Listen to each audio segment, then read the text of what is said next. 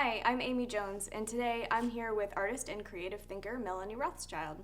Melanie is going to be showing us one of my new favorite painting techniques. It's one that's fun, encourages experimentation, and seeing things from a different perspective. You may have noticed all of the spools of thread behind me, and that's going to be one of our key tools for today. So Melanie, why don't you go ahead and tell us a little bit more about what we'll be doing? Sure. This is a technique, painting with thread, making curly lines, that I stumbled upon because I kind of wanted to achieve a certain kind of look and I couldn't figure out how to do it, and I tried, I think, stuffing the thread into a pot of paint and couldn't figure out how to then actually work with the paint. So somewhere along the line I realized that if I added a stick to just a little pot of paint, and this is just acrylic paint, it really made all the difference. So this is what I do in order to achieve making a curly line, basically using thread instead of a paintbrush to apply paint. So I wrap thread around my fingers a few times, sort of the way you might with dental floss, and then I do use my teeth to cut the thread. I run it through my mouth a couple of times, and then I glide it through a stick that has been sitting in paint. So I kind of load the stick up with paint, and then I run the thread through it a couple of times. And I'm right-handed, so then I switch the thread to my right hand, and I step back and I just throw. And then I keep hanging on to the thread, and I pull it up kind of slowly, and it leaves a trail behind it, like that. So again, I'm going to now hold it with my left hand. I'm going to glide the thread through the painted stick, and I'm going to throw it and let it land. But hanging onto the thread, I'm going to pull the thread back up. Okay? I can also start at the tip by, again, I'm running the thread through the stick with the paint. Now I'm going to anchor the tip at the bottom, and then I'm going to let the rest of it fall. Okay? Sometimes you can start to control it a little bit more that way. And when you play with this enough, you get the feeling between the nice balance between control and play. So I let it lie, and then maybe I can roll it around a bit, pull it up. And like all things, it's a little bit easier after you've done it a lot. So, and sometimes after you've done it a lot, it's hard to even remember some of the tips and the steps. So Amy has been a good enough sport to say that she would be willing to put on one of my old painty smocks and give it a try. So here you go. So my first question is, you said this is regular acrylic paint. It is. Have you thinned it at all to get it to lay nicely and come off of the string onto the board? I play with the consistency because paint is always going to vary depending upon the viscosity of the particular brand you're using and the age of the paint and how long it's been sitting and the temperature where you're working. So you have to play with it a little bit. My whole gist with everything that I talk about is not so much following an exact series of steps to get an exact result, but just sort of using some of these techniques as a way to step in and start playing and see where you go from there. Experimentation. Experimenting. Exactly. Yeah. Playing. So Okay. there you go. Have at it. There you go. But while you're cutting that string, I'm going to move this aside, and I want you to really be able to play and relax with this. Okay. So instead of working on a surface that might feel kind of precious, I'm going to give you the scrap of the scrap. This is Okay. old table scrap, okay? So we're There's no recycling. pressure.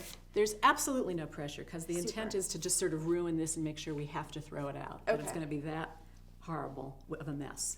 Okay, so So what about a length of string? Is there a particular length? Should I choose you know one what, that's comfortable? Choose one that's comfortable, and then you might go back and forth playing with wanting it to feeling like you want some more, or feeling like you had too much and you didn't quite have a grip on it.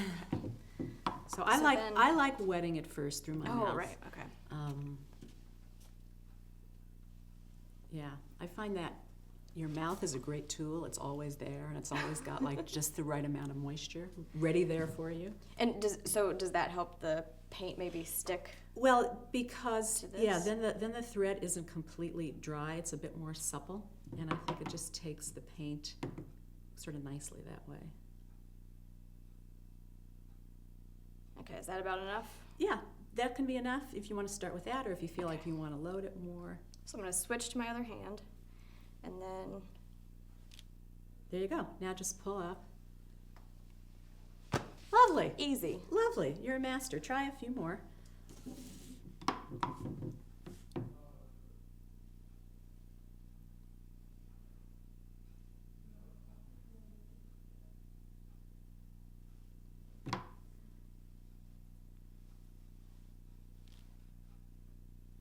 That one probably doesn't have enough paint on it, does it?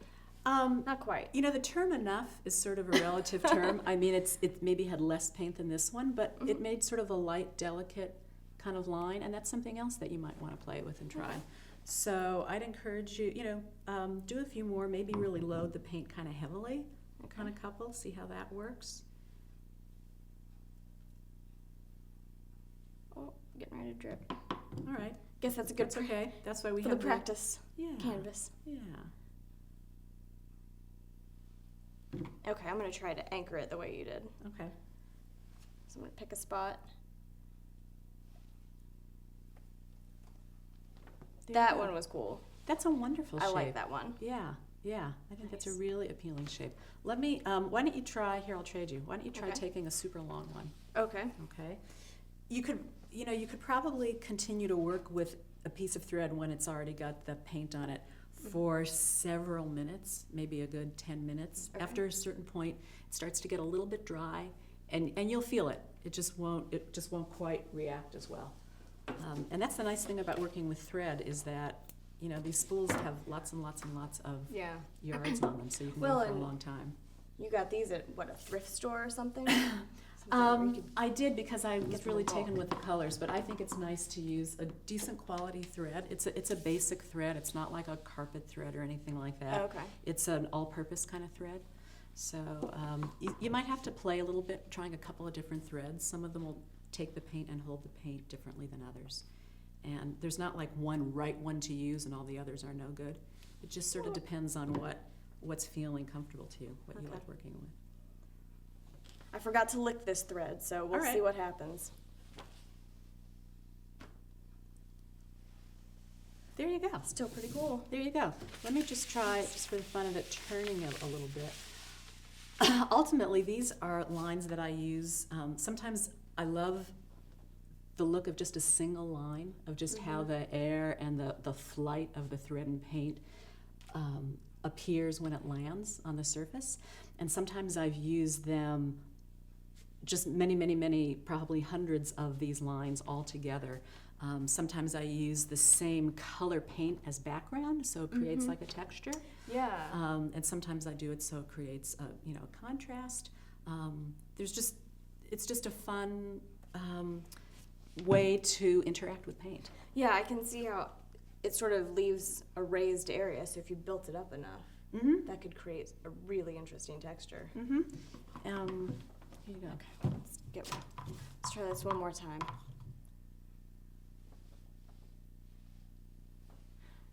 This is a lot of fun. I can see how I could lose myself for hours doing this. The other thing you can play with is the height of the surface you're working on. So sometimes I even like to stand over something and work on the floor. And do this one, and then I'll show you a really nice quick way how we can raise the surface and you can get a different feel Okay. working that way.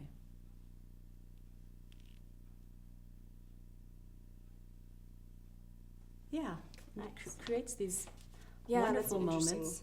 blot. That's let me, I'll show you the magic thing. Way we can raise the table. We can take these old paint cans and set them down and put a board on top of them, and voila, we have a Now new, I've got a higher surface to we've work got a with. higher surface. And that's just gonna, every time you make any kind of a change, it's just gonna impact other things that you might not even be aware of. But it's nice to just give it a try and see if maybe you find some little way that's more comfortable for you there, or you get some other Yeah. kind of effect that you weren't anticipating. So go ahead and give it a And try. I like the idea of being able to change this, turn it, look at it different ways, Mhm. make the thread fly in a different direction. Yeah, when you just Fun see it too. from a different perspective, you just take it in and get all different kinds of Right. ideas that you don't see at all, even though you're looking at the same surface, if it's always in the same direction. Get out of your way. Yeah, this one's long. It could go flying. I see that. And I'm good. I'm glad I wore this smock. My hands are. It's got authentic paint from many That's years on right. it.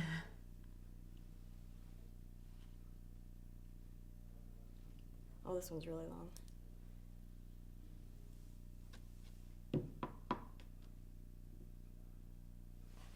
Yeah, sometimes when you get a really long piece, you know, the thread, it might feel more dry, might feel a little harder to load it with paint. But that could be a nice thing because you can get a line that's a little bit more scanty, and that's got a certain appeal also. I'm gonna go wild with this one. Okay. Wow. Wow. There you go. Do a couple more with the same thread and start to That's feel how the thread feels when it starts to really get saturated with paint Okay. from several throws. And also, this is something where your hands are just gonna get full of paint. Yeah. They just are, and so that's sort of part of the fun, you know.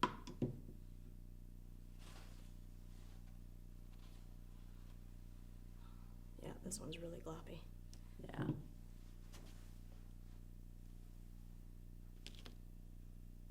Ooh.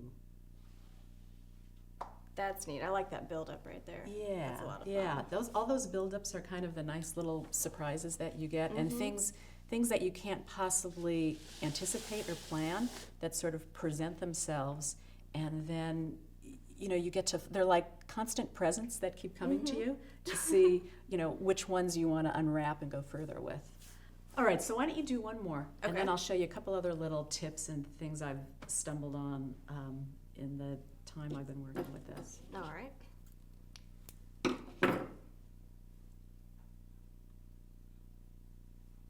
I think that's the hardest part for me to get used to. Is rolling it through your mouth. Mhm. Well, you can try it with Yep. that also. It's just that's what's comfortable for me. But maybe maybe it's not the Amy way of doing it. Oh, Hey, oh, you know hey. what? How cool! That's That was pretty actually neat. a gorgeous line. I love how you've got that thick part at the end and it thins, and you've got that. I've got a little schmear there. Yeah. Yeah, that one's fun. Yeah, that one really, I think, is quite nice. Oh. Yeah, I think working with a shorter string at first might be a better idea for me. It might be a little easier just in terms of getting the feel of how to load the paint onto the Yeah. thread. But that's okay. You're doing great. Oh, so All right. You know what? So what happens is when you just remember that the thread has paint on it. So while it's touching the surface, anything that it grazes, it's going to leave a trail of paint. So it's not to say, once again, that that's wrong or that's bad. That's just how it works. So it's just Yeah. something to be well, and aware it ended of. up looking kind of interesting with this Yeah. And splatter that. there's things you can do with it. Unusual. And let me show you. Now this is paper. I love working on paper. Sometimes you want to work on paper. I work on wood surfaces a lot. I like the feel of paint on wood. And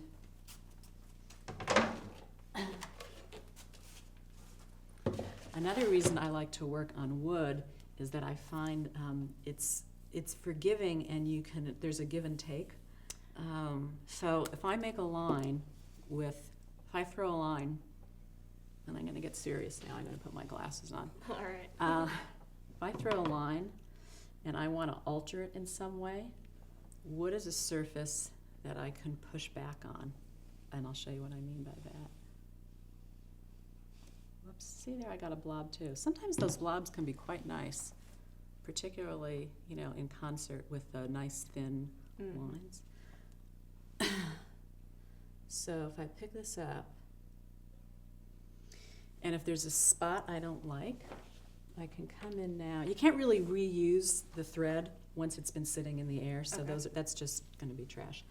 But if I want to shorten something, I can come in with a Q-tip and pick it up, once again, roll it through my mouth. Sometimes you can even, you can shape. I try to be liberal with the Q-tips because you just don't want to get that paint in your mouth. Yeah. Wouldn't be great. But you can sometimes pull that line out a little bit. Oh, or shape it to a finer point. Shape Nice. it, yeah, exactly. And the Q-tips require a lot of practice also, and even different, depending how wet you want to get it. There's also, I mean, you can just go on and on, playing with all different kinds of.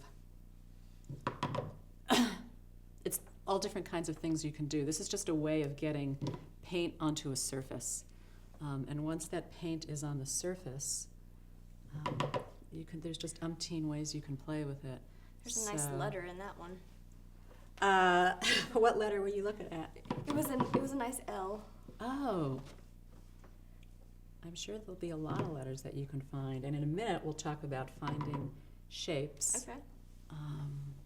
But another thing you can do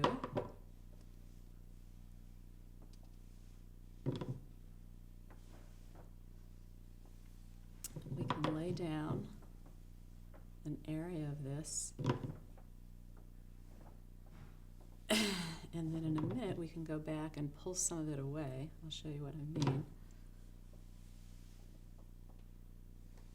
Okay. Ooh, that one's nice. So I'm going to take, you can do this with kind of anything. You can do it with a Q-tip, you can try it with a paper towel. I'm going to take a paper towel, I'm going to lick it, I'm going to dip it in just a touch of water.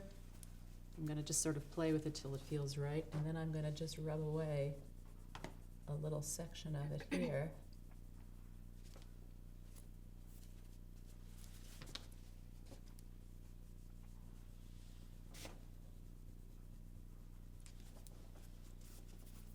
This is actually a technique I use a lot, is putting down paint and removing it with paper towels or Q-tips. Yeah, I like that look. Leaving just a, Mm-hmm. ultimately leaving just a hint of the paint before. So by eliminating some of this paint, I've, what I have behind is this little frame shape. I mean, once again, Yeah. this is just a way to get paint on a surface. Right. You can do all sorts of things with that framework. Absolutely, absolutely. And I'm not even going to say what all those things are because Yeah. it should be up to you to find ones that work for you. Yeah. Ones that have worked for me, but they may not work for you. Right. But there was, I'm going to get another paper actually that has a whole bunch of these lines.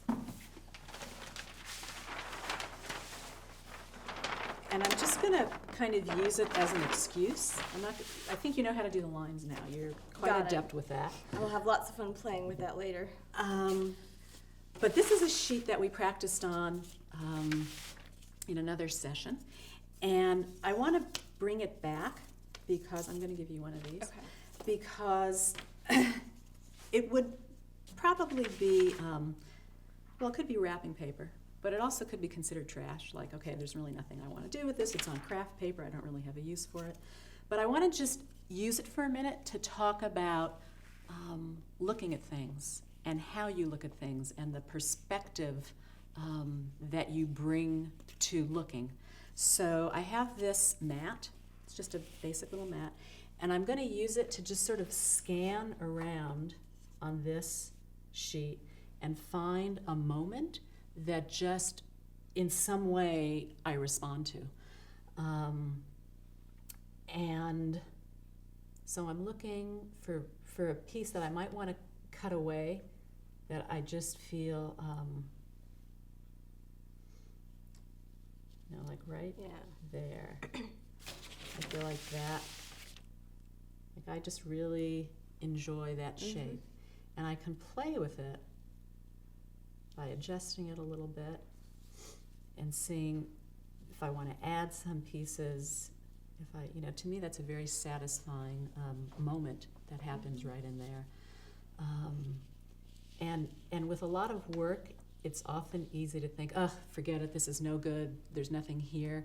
But if you look at it in different perspectives, literally, if you just turn it around, literally change your perspective and come to it slowly and deliberately, you can often see things that you missed when you're trying to achieve a particular outcome.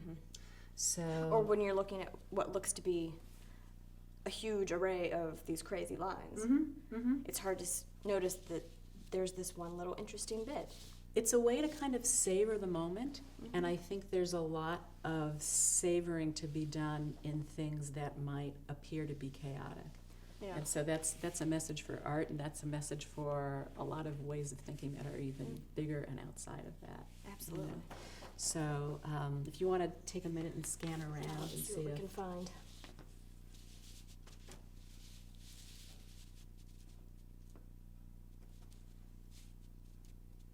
I kind of like that one. yeah, It's got a lot going on up there and there, but it's got this nice, clean area. big negative space. Yeah, Yeah. that was fun.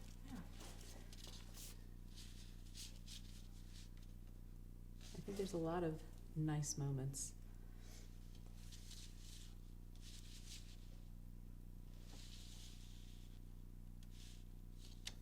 Oh, there we go. Kind of like that. Oh, nice. Nice. And I'm liking this one down here. Yeah. There's actually, yeah, we could probably cut out a bunch of these and just, do a whole wall with shapes that we stumbled on here.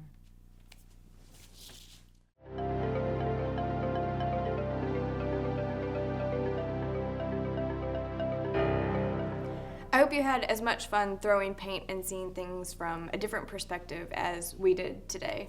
You can see more examples of the possibilities with this painting technique and learn more about Melanie Rothschild by visiting her website, melanierothschild.com. And you can find out more about Melanie's book, due out in the fall of 2014, by visiting northlightshop.com. Thanks for joining us today.